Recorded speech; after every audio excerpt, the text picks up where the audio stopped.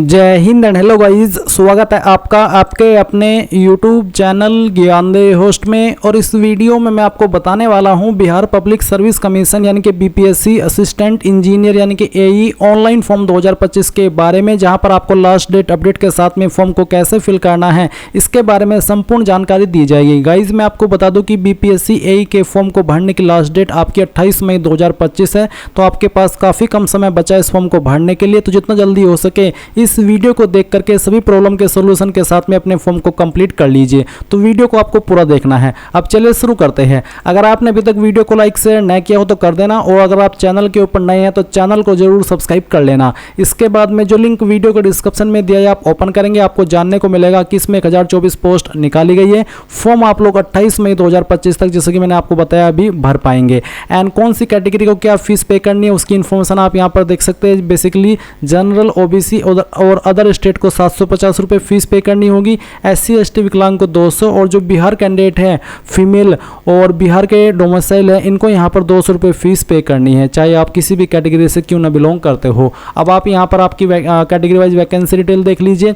तो सभी information check करने के बाद अगर आप इसमें एलिजिबल है और आपका इंटरेस्ट है अप्लाई करने का और आपने अभी तक नहीं किया तो आप इंपोर्टेंट लिंक के सेक्शन से अप्लाई ऑनलाइन लिंक ओपन करेंगे। अब आपके सामने ये ऑफिशियल वेबसाइट आ जाएगी जहाँ से आपको अप्लाई करना है। यहाँ पर आ जाने के बाद में गाइज सबसे पहले इसमें आप रजिस्टर होंगे, यानी कि आपको वन टाइम रजिस्ट्रेशन, जिसके ये फायदा होगा कि आप फ्यूचर में जो भी बीपीएससी की इस वेबसाइट का इस्तेमाल करके फॉर्म भरेंगे उसमें आपको दोबारा से नया रजिस्ट्रेशन करने की आवश्यकता नहीं पड़ेगी। आप इसी लॉगिन इन्फॉर्मेशन का इस्तेमाल करके कोई भी फॉर्म भर सकते हैं। अगर आपने पहले से इसके ऊपर रजिस्ट्रेशन करके रखा है तो फिर आपको रजिस्ट्रेशन करने की आवश्यकता नहीं है। आप डायरेक्टली आपका रजिस्टर्ड ईमेल या फिर मोबाइल नंबर या फिर यूजर नेम यहाँ पर डालेंगे। उस वक्त आपने जो पासवर्ड बनाया था वो यहाँ पर डालेंगे और लॉगिन कर लेंगे। पर गाइज क्योंकि आप फ्रेशर है, आपने इस वेबसाइट का इस्तेमाल करके अभी तक कोई फॉर्म नहीं भरा, तो पहले आपको इसमें रजिस्ट्रेशन यानी कि वन टाइम रजिस्ट्रेशन करना होगा। तो आप यहाँ पर न्यू रजिस्ट्रेशन इसके ऊपर क्लिक करेंगे। इसके ऊपर क्लिक करने के बाद आपके सामने इस तरह से इंस्ट्रक्शंस आएंगे। ये सभी आपको चेक करते हुए यहाँ पर इसको क्लोज कर देना है। अब आप सबसे पहले यहाँ पर आपकी ईमेल आईडी डालेंगे जो कि आप रजिस्टर करना चाहते हैं। फिर आप गेट OTP इसके ऊपर क्लिक करेंगे। आपकी ईमेल के ऊपर OTP सेंड किया जाएगा। वो OTP आप यहाँ पर इस वाले सेक्शन में डालेंगे और वेरीफाई OTP कर देंगे। सेम वे में आप मोबाइल नंबर डालेंगे जो कि आप रजिस्टर करना चाहते हैं। गेट OTP करेंगे, OTP आएगा वो यहाँ पर डाल देना है और वेरीफाई OTP इसके ऊपर क्लिक कर देना है। गाइज यहाँ पर मैं आपको बताना चाहूँगा कि जो आपका OTP है ईमेल वाला, अगर आपको वो इनबॉक्स के अंदर नहीं देखने को मिले तो आपकी ईमेल के अंदर जो स्पैम फोल्डर है वो आपको चेक करना है। उसमें आपको आपकी ईमेल मिल जाएगी जहाँ पर OTP दिया गया है। और जो आपने नंबर यहाँ पर डाला है इसमें OTP वेरिफिकेशन के लिए, ये नंबर आपका आधार कार्ड के साथ में भी लिंक होना चाहिए, नहीं तो आपको आगे चल करके प्रॉब्लम फेस करनी पड़ेगी। इसके बाद गाइज आप यहाँ पर एक पासवर्ड बनाएंगे अपनी मर्जी से। तो जो भी पासवर्ड आप बनाना चाहते हो यहाँ पर डाल दीजिए और उसको दोबारा डाल करके आप यहाँ पर वेरीफाई कर लीजिए। ये करने के बाद आप यहाँ पर नीचे की तरफ अपनी अन्य इन्फॉर्मेशन भरेंगे, जैसे कि कैंडिडेट नेम। तो जो भी आपका नाम है 10th के सर्टिफिकेट के अकॉर्डिंग वो आप यहाँ पर भर दीजिए। इस नाम को दोबारा डाल करके आपको यहाँ पर वेरीफाई कर देना है। फिर आप यहाँ पर फादर नेम एंटर करेंगे।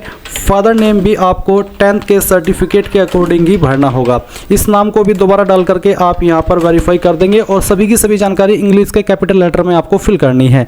इसके बाद यहाँ पर आपको माताजी का नाम देना है।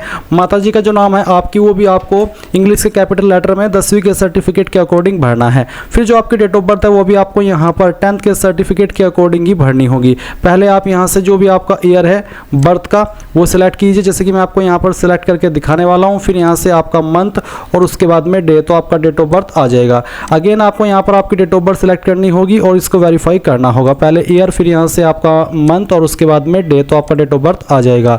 फिर नीचे की तरफ आप देखेंगे जेंडर, आपको आपका जेंडर सिलेक्ट करना है। इसको दोबारा सिलेक्ट करके वेरीफाई करना है। आईडी टाइप में आपको कोई एक आईडी सेलेक्ट कर लेनी है, जैसे कि आधार कार्ड, पैन कार्ड या फिर ड्राइविंग लाइसेंस। जो भी आप देना चाहते हो वो आप सिलेक्ट कर ले। अगर आधार कार्ड सेलेक्ट किया है तो फिर आधार का नंबर डालिए। उस आधार नंबर को दोबारा डाल करके यहाँ पर वेरीफाई कर दीजिए। उसके बाद आपसे पूछा है which year did you complete your 10th matric, कौन से साल के अंदर आपने आपकी 10वीं कंप्लीट की है वो साल आपको यहाँ पर सिलेक्ट करना होगा। फिर what is the short name of 10th board, यानी कि आपका 10th का बोर्ड का नाम क्या है। IG, CSC, ICSE, CBSE, BSEB, IB state board. अगर आपका कोई अन्य स्टेट बोर्ड है तो आप वो सिलेक्ट कर लीजिएगा। उसके बाद यहाँ पर है what is your seat roll number of 10th matric, यानी कि 10वीं का जो रोल नंबर है वो क्या था वो आपको यहाँ पर एंटर करना होगा।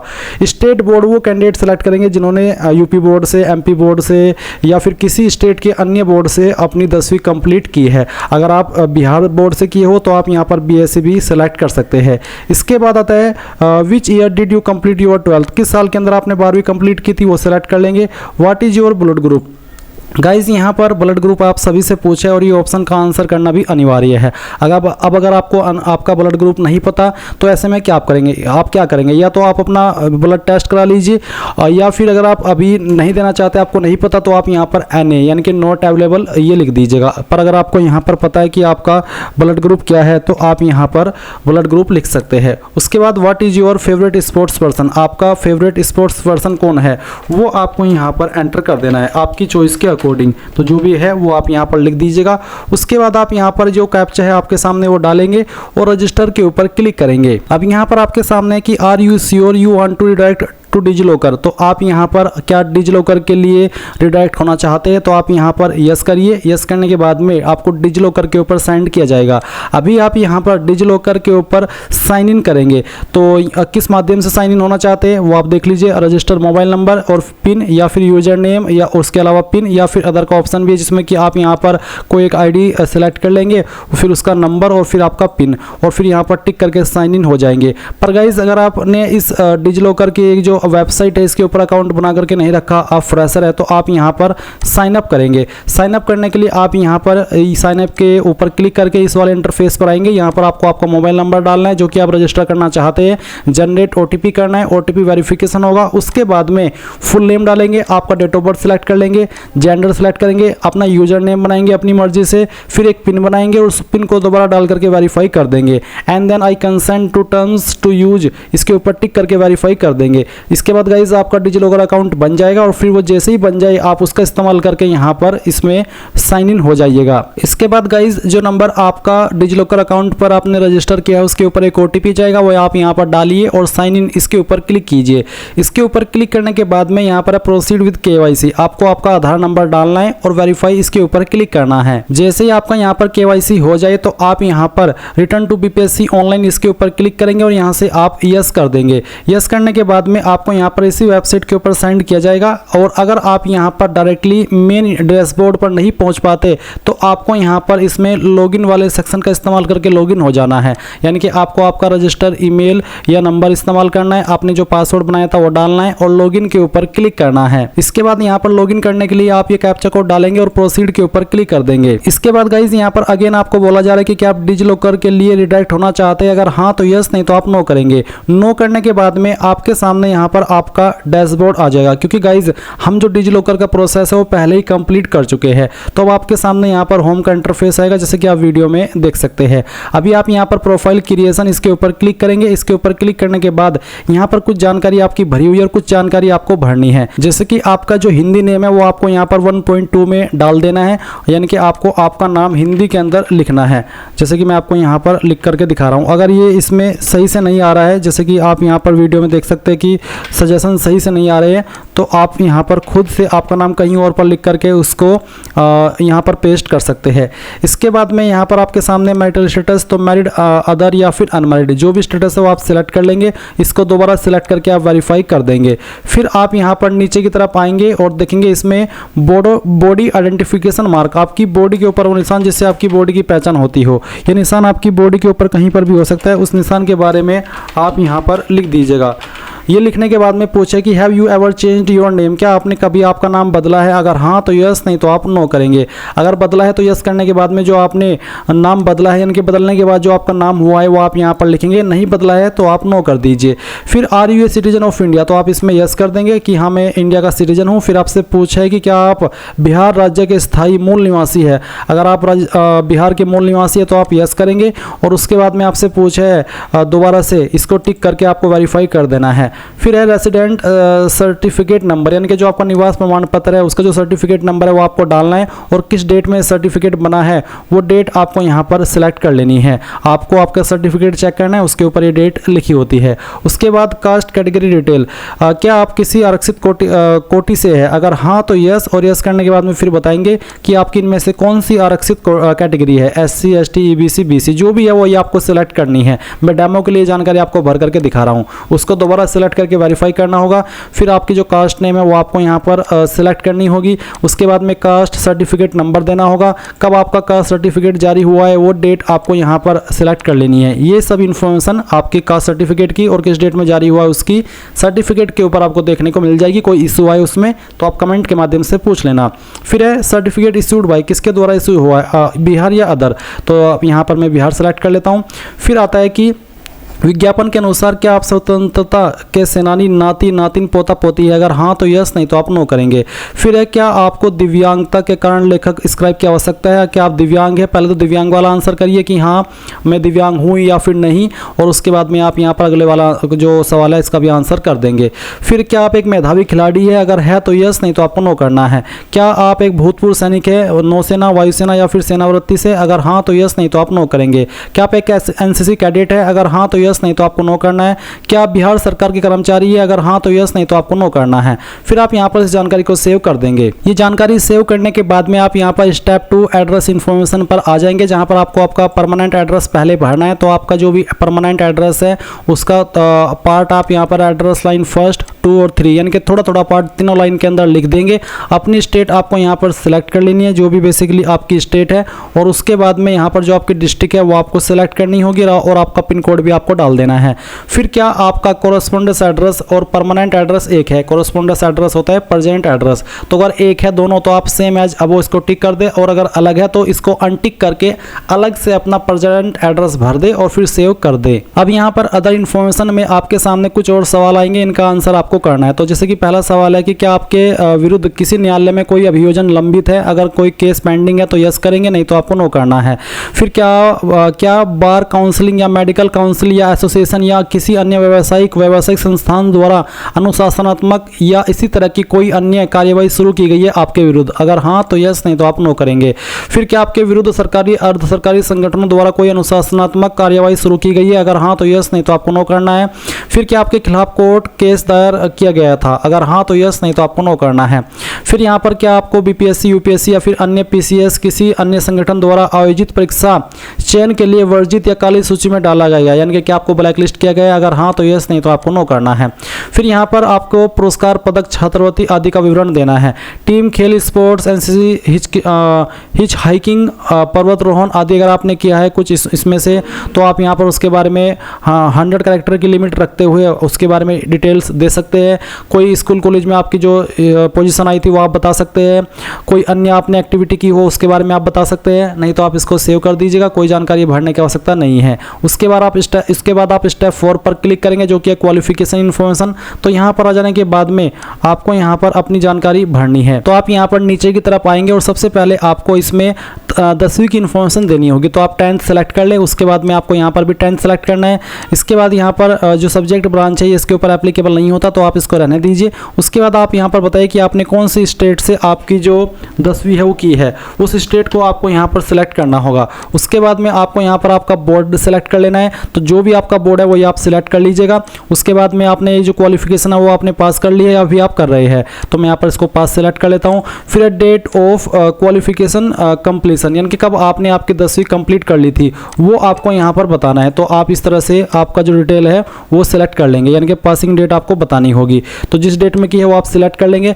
अगर कोई एक्स्ट्रा अटैम्प्ट आपने किया है तो आप यहाँ पर उसके बारे में इंफॉर्मेशन देंगे। अगर आपने नहीं किया है अतिरिक्त प्रयास तो आप यहाँ पर आपको बोला प्लीज़ एंटर ओनली नंबर, तो बेसिकली यहाँ पर आपको 0 लिख देना है कि मैंने कोई अतिरिक्त प्रयास नहीं किया है। ऑब्टेन्ड मार्क्स, कितने नंबर आपको आए थे वो आप यहाँ पर डालेंगे और कितने में से आए थे वो आप यहाँ पर टोटल मार्क्स में भर देंगे।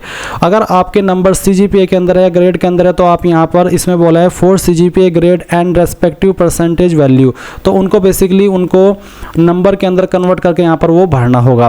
तो जो भी आपकी परसेंटेज है वो आप यहाँ पर डाल दीजिएगा। फिर नंबर ऑफ एकेडमिक मंथ, तो कितने एकेडमिक मंथ है, बेसिकली 10वीं को 12 मंथ में काउंट किया जाता है, तो आप इसको 12 सेलेक्ट कर लीजिएगा। इसके बाद में क्लास ग्रेड, क्या आपकी क्लास थी, first division pass, second division या फिर थर्ड, तो मैं यहाँ से फर्स्ट डिवीजन सेलेक्ट कर लेता हूँ। जो भी आपकी डिवीजन है वही आपको सेलेक्ट करनी होगी। मोड क्या था, डिस्टेंस, कोरेस्पोंडेंस, ट्रेडिशनल या रेगुलर, तो यहाँ पर मेरी रेगुलर थी, मैंने इसको सेलेक्ट किया। अब यहाँ पर आपको सीट रोल नंबर, 10वीं का जो रोल नंबर है वो आपको एंटर कर देना है। ये एंटर करने के बाद में किस साल के अंदर आपने पास कर ली थी आपको बोला ईयर ऑफ पासिंग, किस साल के अंदर आपने पास की थी वो साल सेलेक्ट कर लीजिए। अब आप ऐड के ऊपर क्लिक कीजिए। इसके बाद गाइज आप यहाँ पर देखेंगे कि आपकी क्वालिफिकेशन यहाँ पर ऐड होकर के इस तरह से आ चुकी है, जैसे कि आपके सामने है। अब आप अगेन आएंगे और 12वीं इसमें सेलेक्ट कर लेंगे अगर आपने 12वीं की है। फिर आपको यहाँ पर इसमें इंटरमीडिएट सेलेक्ट कर लेना है। आपका सब्जेक्ट ब्रांच क्या था, कॉमर्स, MCVC, साइंस या आर्ट्स, जो भी है वही आप सिलेक्ट कर लेंगे। कौन सी स्टेट से आपने आपकी 12वीं की है वो बताएंगे, किस बोर्ड के द्वारा की है वो बोर्ड सेलेक्ट कर लेंगे। क्वालिफिकेशन स्टेटस आपको यहाँ पर बताना है, अगर पास है तो पास, एपीएड है तो एपीएड। डेट ऑफ क्वालिफिकेशन कंप्लीशन, कब आपने क्वालिफिकेशन कंप्लीट कर ली थी वो आपको यहाँ पर बताना है। तो इस तरह से आप इसको सिलेक्ट कर लीजिए जैसे कि मैं आपको बता रहा हूँ। फिर आपको अगर आपने कोई एक्स्ट्रा अटेम्प्ट किया तो आप उसके बारे में लिखिए, नहीं तो आप यहाँ पर 0 लिख दीजिए। ऑब्टेन्ड मार्क्स, कितने नंबर आपको आए थे वो आप यहाँ पर भरेंगे और कितने में से आए थे वो आप यहाँ पर टोटल मार्क्स के अंदर डाल देंगे। परसेंटेज आपकी कितनी थी वो आपको यहाँ पर एंटर करनी होगी। इसके बाद में आप यहाँ पर देखेंगे कितने मंथ का ये था, तो इसमें इसको 24 मंथ में काउंट किया जाता है, तो आप यहाँ पर 24 मंथ सेलेक्ट कर लीजिएगा। उसके बाद में आपकी डिवीज़न क्या थी वो बताइए। मोड आपको सेलेक्ट कर लेना है रेगुलर, अगर आपने रेगुलर की है। कंपलसरी सब्जेक्ट्स यहाँ पर आपको बताने, बेसिकली इसमें यही ऑप्शन है। तो अगेन जिस भी स्ट्रीम में आपने आपकी 12वीं की है वो आप सिलेक्ट कर लेंगे। और उसके बाद में यहाँ पर ऑप्शनल सब्जेक्ट है, तो अगर ऑप्शनल है कुछ तो आप सिलेक्ट कर ले, नहीं तो आप इसको ऐसे ही छोड़ दे। उसके बाद यहाँ पर आपको आपकी जो 12वीं है उसका रोल नंबर एंटर करना है, किस साल के अंदर पास कर ली थी वो साल सेलेक्ट कर लेंगे और ऐड के ऊपर क्लिक करके इसको ऐड कर देंगे। ये जानकारी भी आपकी यहाँ पर ऐड हो जाएगी। अब आपको यहाँ पर अपनी अन्य क्वालिफिकेशन देनी है, तो कोई एसोसिएट है, एसोसिएट मेंबर, बिलो एसएससी है, सर्टिफिकेट है, कोई डिप्लोमा है, या फिर अगर आपने जो ग्रेजुएशन है वो की है, तो अगर आपने डायरेक्टली ग्रेजुएशन की है तो आप यहाँ पर ग्रेजुएशन सेलेक्ट करेंगे। और अगर आपने कोई डिप्लोमा किया है, पीजी डिप्लोमा, तो वो आप सिलेक्ट कर लेंगे। अभी मान लीजिए आपको ग्रेजुएशन की जानकारी देनी है तो आप यहाँ पर ग्रेजुएट सेलेक्ट कर लीजिएगा। फिर आपको नेम ऑफ क्वालिफिकेशन के अंदर बताना है कि आपने इनमें से कौन सी क्वालिफिकेशन की है। काफ़ी सारे विकल्प आपको यहाँ पर क्वालिफिकेशन के देखने को मिल जाएंगे, जैसे कि आप यहाँ पर वीडियो में देख सकते हैं। क्वालिफिकेशन सेलेक्ट करने के बाद में यहाँ पर आपको सब्जेक्ट ब्रांच के ऊपर आना है और आपको बताना है कि आपकी सब्जेक्ट, आपकी ब्रांच या फिर आपका डिसिप्लिन कौन सा है जिसमें आपने ये जो क्वालिफिकेशन अपनी ग्रेजुएशन की सिलेक्ट की है वो पास की है, वो आपको यहाँ पर सिलेक्ट कर लेनी है। इसके बाद में गाइज आप यहाँ पर देखेंगे स्टेट, तो जो भी स्टेट से पास किया वो स्टेट आपको बतानी होगी। बोर्ड, यूनिवर्सिटी आपको बताना होगा, इनमें से जो भी आपका बोर्ड या फिर यूनिवर्सिटी है। अगर इसमें आपका नहीं है तो आप यहाँ पर देखेंगे इसमें कहीं ना कहीं आपको अदर का ऑप्शन देखने को मिलेगा। इसमें गाइज अदर का ऑप्शन नहीं है और इन्होंने बहुत बड़ी गलती कर दी है कि इसमें इन्होंने अदर का ऑप्शन नहीं दिया, क्योंकि सभी यूनिवर्सिटी मुझे नहीं लगता कि यहाँ पर लिस्टेड है। तो इसमें आप जैसे कि अदर का ऑप्शन नहीं है, तो मैंने यहाँ पर स्टेट उत्तर प्रदेश सेलेक्ट किया, तो इसमें बोर्ड यूनिवर्सिटी में उत्तर प्रदेश आ रहा है। इसका मतलब है कि यहाँ पर जैसे कि आपने जिस भी स्टेट से आपकी जो क्वालिफिकेशन है वो कंप्लीट की है और उसका जो नाम है वो यहाँ पर नहीं आ रहा है, तो फिर आप यहाँ पर इस तरह से स्टेट सेलेक्ट कर ले, जैसे कि मैंने आपको यहाँ पर सेलेक्ट करके दिखाई है। और अगर आपको आपके इंस्टीट्यूट का नाम देखने को मिल रहा है तो आप यहाँ पर वो सिलेक्ट कर लीजिएगा। क्वालिफिकेशन स्टेटस, पास कर चुके या फिर अभी कर रहे हैं, तो मैं यहाँ पर पास सेलेक्ट कर लेता हूँ। कब आपने क्वालिफिकेशन पास कर ली थी वो आपको यहाँ पर सिलेक्ट कर लेना है, इस जैसे कि मैं आपको यहाँ पर सिलेक्ट करके दिखाने वाला हूँ। ये करने के बाद में आप यहाँ से जो आपका मंथ है जिसमें आपने पास की थी वो करेंगे और फिर डेट। उसके बाद अगर कोई एक्स्ट्रा अटैम्प्ट है तो लिख दीजिए, नहीं तो आप यहाँ पर 0 लिख देंगे। कितने नंबर आपको आए थे ये मैं डेमो के लिए फिल करके दिखा रहा हूँ, आप आपके रियल सभी ईयर के नंबर यहाँ पर डाल दीजिएगा। अपनी परसेंटेज या फिर CGPA यहाँ पर भर देंगे। उसके बाद में ये आपकी कितने मंथ की थी, तो अगर 4 ईयर की थी तो 4 ईयर में कितने मंथ होते हैं वो आपको यहाँ पर सेलेक्ट कर लेना है। उसके बाद आप यहाँ पर आपकी क्लास ग्रेड सेलेक्ट कर लेंगे। फिर आपका मोड की किस मोड में आपने की है, कंपलसरी सब्जेक्ट एप्लीकेबल नहीं है, तो इसके बाद नेम ऑफ रजिस्टरिंग अथॉरिटी, तो इसमें से रजिस्टरिंग अथॉरिटी आपकी कौन सी है। अगर इसमें है तो आप कोई आपकी क्वालिफिकेशन के ऊपर रजिस्टरिंग अथॉरिटी एप्लीकेबल हो रही है तो आप सिलेक्ट कर लें, नहीं तो आप इसको ऐसे ही रहने दीजिए। फिर यहाँ पर है काउंसिल रजिस्टर नंबर, तो आप रजिस्टर नंबर दे दीजिए अगर आपके पास है, नहीं तो खाली छोड़ दीजिए। Date of renewal, seat roll number, तो आपका जो भी फाइनल ईयर का रोल नंबर था वो आप यहाँ पर एंटर कर दीजिएगा। किस साल के अंदर आपने पास कर ली थी वो साल आपको यहाँ पर सिलेक्ट कर लेना है। इसके बाद आप ऐड के ऊपर क्लिक कर देंगे। इसके बाद आप यहाँ पर जब एक्सपीरियंस के सेक्शन में आएंगे, अगर आपके पास एक्सपीरियंस है तो आप यहाँ पर यस करके उसकी जानकारी भर सकते हैं, जैसे कि एम्प्लॉयमेंट प्रेजेंट है या फिर पास्ट है वो आप बताएंगे। एम्प्लॉयमेंट टाइप बताएंगे, डिपार्टमेंट या इंस्टीट्यूट या ऑर्गेनाइजेशन बताएंगे जहाँ पर आपने काम किया है, और उसके बाद में क्या कार्यालय संस्थान बिहार क्षेत्र की परिधि में अवस्थित है वो आप बताएंगे यस नो में कि हाँ या फिर ना। किस पोस्ट पर आपने काम किया वो इस पोस्ट सेलेक्ट करेंगे। नेचर ऑफ जॉब बता देंगे यहाँ पर सेलेक्ट करके कि किस तरह का आप काम करते थे। फिर whether the post is gazetted वो आपको बताना है यस नो में। नेचर ऑफ अपॉइंटमेंट बताना है, कितनी सैलरी मिलती थी वो बताना है। ग्रेड पे बताना होगा, बेसिक पे बताना होगा, monthly gross salary, medical college and institute ये बताना होगा कि कौन सा था। फ्रॉम डेट कब आपने जॉब ज्वाइन की थी वो आप सिलेक्ट करेंगे और फिर यहाँ पर इसमें ईयर मंथ और डे भर देंगे। सेव करके जानकारी सेव हो जाएगी। पर अगर आपके पास कोई एक्सपीरियंस नहीं है तो आप सिंपली इसमें नो कर दीजिए और यहाँ पर सेव कर दीजिए।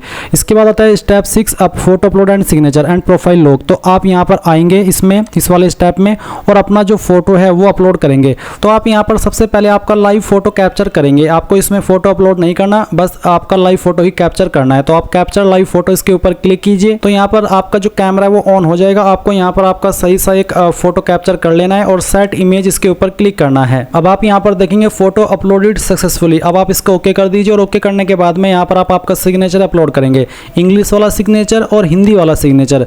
आपका जो एक सिग्नेचर का साइज है वो 20 KB से कम रहना चाहिए और उसकी जो वाइड है यानी कि जो उसकी चौड़ाई है वो 150 पिक्सल से लेकर के 220 पिक्सल के बीच में होनी चाहिए और जो उसकी लंबाई है वो 250 पिक्सल से लेकर के 320 पिक्सल के बीच में होनी चाहिए। सेम आपकी हिंदी वाले सिग्नेचर के लिए भी रखी है। इंग्लिश वाला सिग्नेचर आपका कुछ भी हो सकता है जो आप करते हैं और हिंदी वाला सिग्नेचर बेसिकली आपका नाम ही रहता है। तो आप यहाँ पर चूज फाइल के ऊपर क्लिक करेंगे और दिए गए इंस्ट्रक्शंस के अकॉर्डिंग अपनी फाइल यहाँ पर अपलोड करेंगे। अगर आपको बनाना नहीं आता कैसे बनाएंगे वो आप जान लीजिए। गूगल के अंदर आइए और आपको सर्च करना है इमेज रिसाइजर। तो आपको यहाँ पर इमेज रिसाइजर सर्च करने के बाद में काफ़ी वेबसाइट देखने को मिलेगी। आप पहले वाली वेबसाइट ओपन कर लीजिएगा, फिर आप सिलेक्ट इमेज इसके ऊपर क्लिक कीजिएगा और उसके बाद में जो भी आपका सिग्नेचर है वो आपको सिलेक्ट करना है। जैसे कि डेमो के लिए मैं यहाँ पर आपको एक सिग्नेचर सेलेक्ट करके उसी से आगे का जो प्रोसेस है बनाने का वो दिखाने वाला हूँ। तो मैंने इसको सेलेक्ट किया, ओपन किया, इस तरह से आपका सिग्नेचर भी आ जाएगा। फिर आप लोग एस्पेक्ट रेशियो इसको अनटिक करेंगे। इसमें जो वाइड है वो कितनी बोली गई है आपको, वो बोली है आपकी 150 से 220। तो चलिए मैं यहाँ पर इसमें इसको 220 कर लेता हूँ। और जो हाइट है, हाइट बोली गई है 250 से 320। तो चलिए मैं इसमें यहाँ पर इसको 320 कर लेता हूँ। ये 320 हमने कर ली। पी के कलर में आपको यहाँ पर वाइट कर देना है। इसके बाद में आप यहाँ पर टारगेट फाइल साइज 20 KB से कम रखना चाहते तो अब मैं यहाँ पर इसको 17 KB कर देता हूँ। इसके बाद मैं यहाँ पर इसमें सेव इमेज एज, तो चलिए मैं इसको JPG सेलेक्ट करता हूँ। फिर यहाँ पर मैं रिसाइज इमेज इसको कर देता हूँ। अब ये करने के बाद में यहाँ पर इस तरह से आपका इमेज बन करके तैयार होगा। आप डाउनलोड इमेज इसके ऊपर क्लिक कीजिए। ये फाइल आपकी डाउनलोड हो चुकी है। अभी आप यहाँ पर आएंगे, चूज फाइल के ऊपर क्लिक करेंगे। जहाँ पर अभी फाइल आपने डाउनलोड की है उसको सिलेक्ट करेंगे, ओपन करेंगे। आपकी फाइल यहाँ पर इस तरह से आ जाएगी जैसे कि आप वीडियो में देख सकते हैं।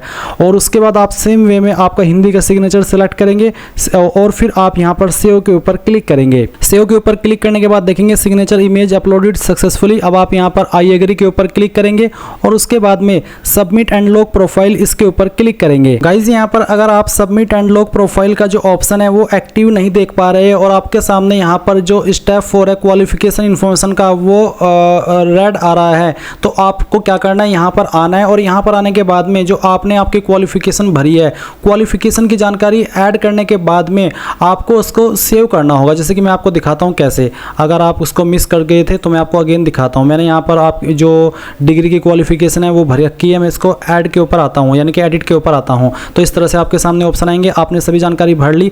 अब आप इसको पहले यहाँ पर सेव करिए। सेव करने के बाद में are you sure you want to save the qualification information, और इसको आप कंफर्म कर दीजिए। जब आप इसको कंफर्म कर देंगे तो ही ये क्वालिफिकेशन यहाँ पर ऐड हो पाएगी और फिर आपके सामने ये जो स्टेप 4 पर क्वालिफिकेशन के सेक्शन में रेड का ऑप्शन आ रहा है वो हट जाएगा और उसके बाद आप यहाँ पर आपके photo signature and profile lock वाले ऑप्शन पर आएंगे और यहाँ पर आने के बाद में आप इसको टिक करेंगे। मैं यहाँ पर प्लीज़ अपलोड एंड सेव, तो चलिए मैं इनको फोटो साइन को सेव कर देता हूँ। अब मैं यहाँ पर इसके ऊपर टिक करता हूँ। अब देख लीजिए सबमिट एंड लॉक प्रोफाइल का ऑप्शन एक्टिव हो चुका है। सबमिट एंड लॉक प्रोफाइल पर क्लिक करने से पहले आपने जो भी जानकारी भरी है उनको अच्छे से चेक कर ले, देख ले कि हाँ मैंने सभी जानकारी भर दी जो कि मुझे भरनी थी, तभी आप इसके ऊपर क्लिक कीजिए। इसके बाद गाइज आपको क्या करना है, आपको यहाँ पर न्यू एप्लीकेशन के सेक्शन पर क्लिक करना है और इसके ऊपर क्लिक करने के बाद आप देख सकते हैं जो पब्लिश्ड डेट 30 अप्रैल 2025 की है, यही आपकी ए की वैकेंसी है, सिविल, मैकेनिकल और इलेक्ट्रिकल। तो जिसके लिए भी आपने अपनी क्वालिफिकेशन भरी है क्वालिफिकेशन के सेक्शन में या फिर जिस पर भी आप अप्लाई करने के लिए एलिजिबल है और अप्लाई करना चाह रहे हैं, उसी के सामने आप व्यू के ऊपर क्लिक करेंगे। व्यू के ऊपर क्लिक करने के बाद आप चेक एडवर्टाइजमेंट क्राइटेरिया इसके ऊपर क्लिक करिएगा। अब इसके ऊपर क्लिक करने के बाद यहाँ पर आपकी OTR की इन्फॉर्मेशन आएगी और नीचे की तरफ आप यहाँ पर अगर एलिजिबल है किसी पोस्ट पर अप्लाई करने के लिए तो वो यहाँ पर इस इस तरह से आ जाएगा कि you can apply for this post. अगर आ रहा है you can not apply for this post as per your qualification condition, तो इसका मतलब है कि आप अप्लाई करने के लिए एलिजिबल नहीं है उस पोस्ट पर। तो फिर आपको आपकी क्वालिफिकेशन को जाकर के चेक करना होगा, वहीं से आप फिर दोबारा से वाले इंटरफेस पर आएंगे और देखेंगे कि हाँ मैं इस पर अप्लाई करने के लिए एलिजिबल हूँ।